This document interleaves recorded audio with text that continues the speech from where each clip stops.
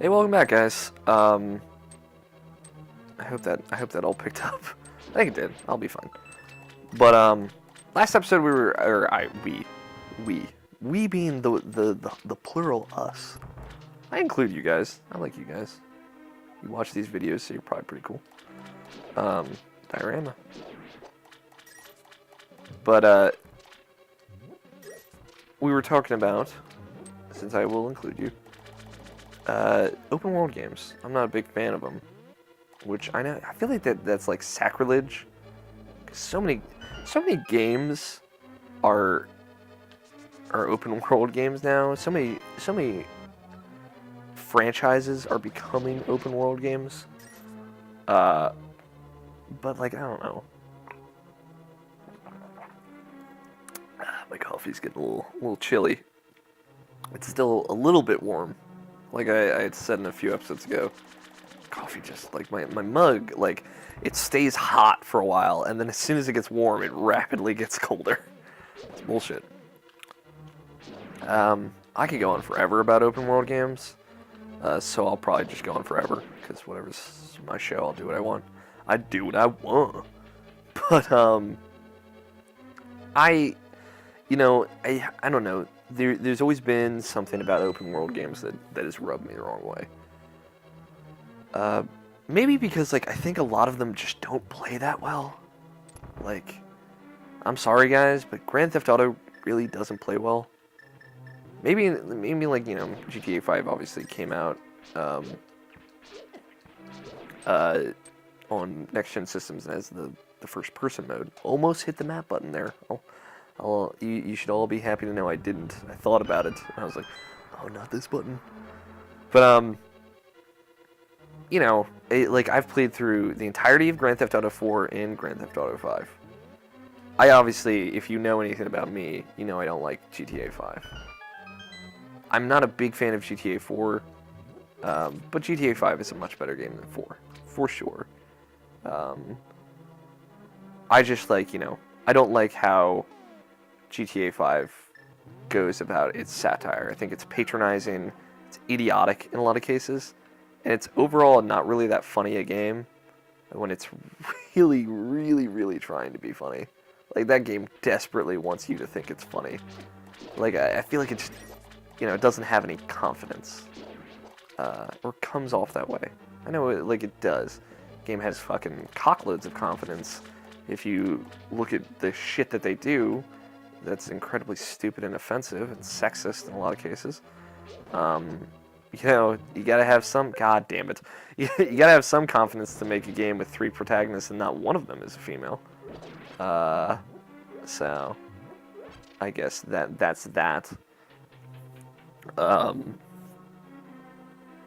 But my thing is,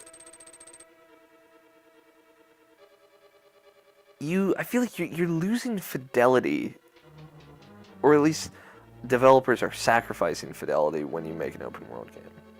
Like, if an open world game plays well, I think I get into it. In my experience, I believe that is the kind of the dividing line. Because, like, I really like Infamous, for example. I think Infamous plays super well. Problems with other Infamous games aside, it's like a rewarding and satisfying game to just play. The grind of playing and shooting lightning or smoke or whatever you want is super fun and rewarding. I don't know if it's this done. I think it's the Ice Dungeon. Yeah, it is. So I like Infamous, which is an open world game. Plus, it's it's like superhero stuff. I really like superhero stuff. But that's one example. I used to like Assassin's Creed, like I mentioned. I spent tons of time in Brotherhood. And obviously Assassin's Creed's kind of like gone downhill for me. And a lot of people, in a lot of ways, rightfully so. I think a lot of people are disappointed with that franchise now. But yeah, like, those are just a couple examples. I recently picked up Sunset Overdrive, and I really like that game. Like, it's super fun. because the act of playing Sunset Overdrive is amazing. I think it's fucking fantastic. Like, how many games put out like a trailer, right, where they're like, we think this is what the game is going to look like, and then it looks like that. Not fucking Killzone 2, I can tell you that much. Although Killzone 2 is a good game, I think. Don't get me wrong. I enjoy Killzone 2. But it's just, it's an odd thing to think about, right? Open world games just don't play as well. Like, Assassin's Creed doesn't play that well, right? We can all admit that now. We're all adults.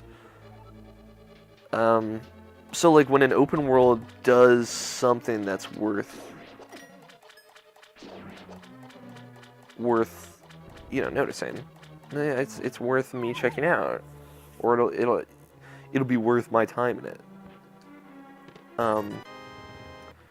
But I guess to like actually elaborate a little bit on like why I tend to stray away from open world games, I don't like, I like really linear experiences. Like, I'm a single player kind of guy. I like single player games. Another reason why Zelda is like one of my favorite franchises. And it's a long running franchise that's super single player. Oh, God damn it. And it's, it's got a narrative, it's got a story, it's rewarding to play alone. I don't really like playing video games with other people. And I mean, I do. Don't get me wrong, I'm not like some weird, I shouldn't say that. It's not weird to want to play video games alone. I'm not antisocial, though. Which, I know a lot of people play games because they don't, have a lot of social circles, and that's totally okay. Just don't lash out at people and be mean. I think everybody knows that. But I'm a solo player. I like to play games alone. I enjoy my multiplayer shooters, and I like playing online with other people. I like doing co-op. I like doing horde mode. But I feel like linear games with a focused story and really good mechanics lend themselves to those single-player experiences more. And open-world games don't. Open-world games are very rarely linear. Even more rarely do they have like a really focused story that's like kind of like a straight path. Like GTA 5 has 3 separate stories kind of going on simultaneously. I think it does it pretty well, save for like a few sections kind of like in the middle, where it feels like, why am I doing this? Like, why am I talking to this person? Why am I doing a bunch of missions for this person or this group of people? It just doesn't really make sense. Oh God, I gotta drink that coffee faster. But anyway, like, I like story in my games. Story is always like pretty king with me, and obviously gameplay is always king. I will always think that.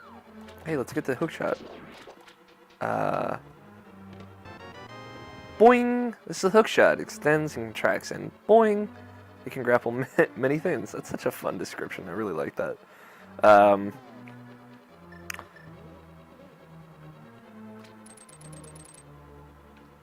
Anyway, to get back on track, I've been talking about this for like 9 minutes. Again, very much an Alex Talks topic. If you haven't watched Alex Talks, it's like my discussion show, my solo discussion show, where I monologue about topics related to video games. You can see it here, youtube.com/Irrational Passions. You should check it out if you haven't already.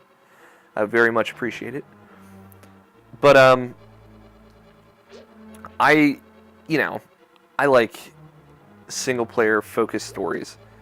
Open world games, like, the whole point is that you don't have to do just one thing, right? You got all these options. You can go here, go there, or blah blah blah, and that's awesome. And people love that. I have found that people love open world games, whether they're good or not.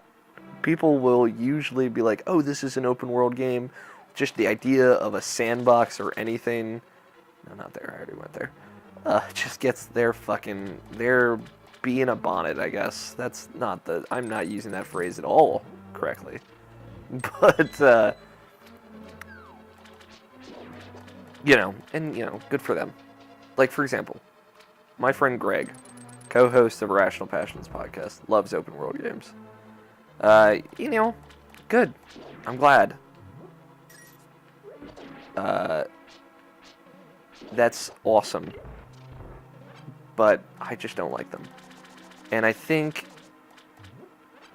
again, it's not true. I do like open world games, but I don't like the cookie cutter open world game, which is weird to say that because, you think about it, open world games were such a feat not too long ago. It's like, oh, this is amazing. This huge, expansive world that looks good continuously, and it's just like it's amazing. How do they do this? But sorry, I'm focusing because I have low health. How do they do this? How do they make such an expansive world that still looks good? And it's a video game, but I have all this area to explore and all these people to talk to and all these NPCs are walking around, these pedestrians. The problem is there are sacrifices, like draw distance and fidelity, and everything might just not look as good as it's supposed to, and blah blah blah.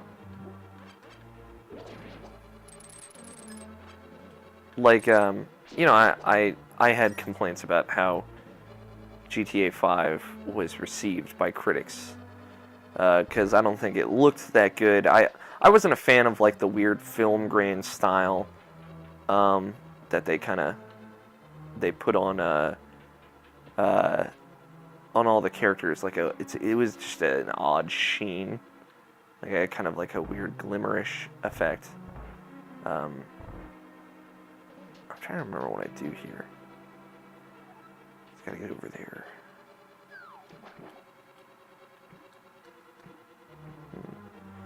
Time to go back up. Maybe I bombed somewhere.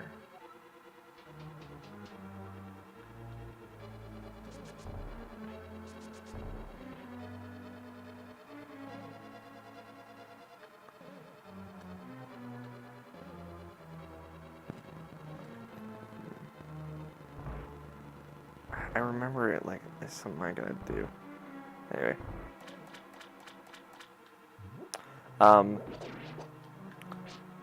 But, oh, that's right. Very clever. Because you put this and you're like, oh, the door opened, but also this door opens. Again, super simple puzzle, super clever. But let's get off the negative and stop complaining about GTA 5. I know I have a tendency to do that a lot because I'm super bitter about that game because it's not a 10. Get over it, guys. In my opinion, of course, some people might think that's a 10. More power to them. I just don't, and I really can't understand how anyone would consider that game a masterpiece when it has so many problems. But that's, in my opinion, everyone's entitled to their own. Anyway. Zelda, for example, is a great open world game. It is kind of like the first Legend of Zelda, and to an extent, A Link to the Past. Not as much of an extent, but to an extent, to use the phrase correctly, is very much an open world game. It's a fucking great one. It's just, you're kind of dumped in this world, and you can explore. It doesn't lose any fidelity of gameplay at all. It's incredibly rewarding to play, moment to moment, past that even. And it's excellent. It's superb. Everything is like a surprise, right? And again, the important notes are hit. Like you can go anywhere within reason. Obviously, you can go to more places when you get more items and progress further into the game, and you kind of like realize that over time, and like new concepts are introduced to you. Again, like, and the game is just really good at teaching you that. Whereas, like, open world games like Infamous and Grand Theft Auto kind of forbid you from going certain places with like artificial barriers. Like, you can't go to this second island until after this thing or whatever. Which is, it's kind of silly. It's arbitrary is like the word for it. It's like there's no real reason why I can't go here. You just want to hinder my progress. Whereas in like Zelda, the reason you can't go here is because like you don't have the items. You are not equipped enough to go here to get past whatever barrier this is.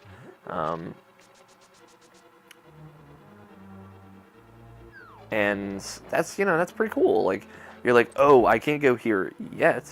Obviously, another little monster thing. So I was right about that. I didn't remember too clearly.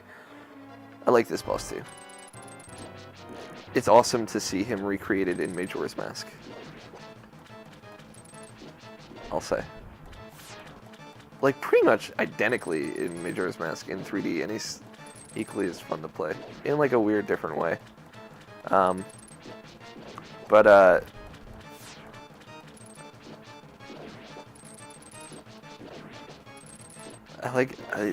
would call these like these things. They look like they have like little faces, they have little angry eyebrows. I call them little popcorn pieces.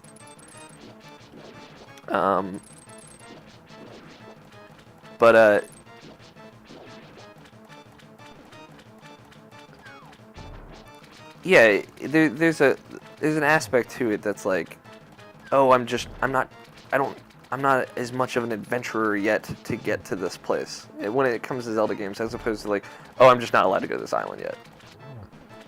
Like Infamous will be like, oh, you haven't restored the power to this island, so you'll like lose all your powers when you get there, because coal uses electricity, which is it's whatever, but it comes off as arbitrary as opposed to like, there's this blockade of things that I need a certain item or weapon to get through, and I just haven't gotten that yet. But if I keep exploring and keep doing dungeons and finding the dungeons and going through that, then I will be able to. And like that's a good open world game to me. Something that doesn't arbitrarily block your progress. I appreciate that. We beat our second dungeon. Yay! It only took an episode. Well, it's supposed to like 4. Link, because of you, I can escape from the clutches of the evil monsters. Thank you. The Triforce will grant the wishes of whoever touches it, as long as that person lives. This coffee is cold now. Great. That is why it was hidden in the Golden Land. Only a select few knew of its location. But at some point that knowledge was lost. The person who rediscovered the Golden Land was Ganondorf, the evil thief. They actually call him Ganondorf in this game. Although I don't know if this is the retranslated version. I don't think it is. Luckily, he couldn't figure out how to return to the Light World. Well, remember that you have magical powers, which only the hero can make the most of. There are some other magical warping points, like the one you saw in Death Mountain. By using them, you can go between 2 worlds and find the evils hidden in the Dark World. Like a link between 2 worlds? You were the only one who can destroy Ganondorf. The thief, no. The thief, no. Ganon, the king of darkness. Do you understand? Yes. May the way of the hero lead to the Triforce. So Aghanim is actually just an alias for Ganondorf. Interesting. I never really thought about that. Alright, well I think this wraps this up for episodes. I'll talk more about open world stuff next time, because I didn't really get to the positive point. There are positive points. So next time on Alex Plays Zelda, we'll talk about open world games and continue exploring.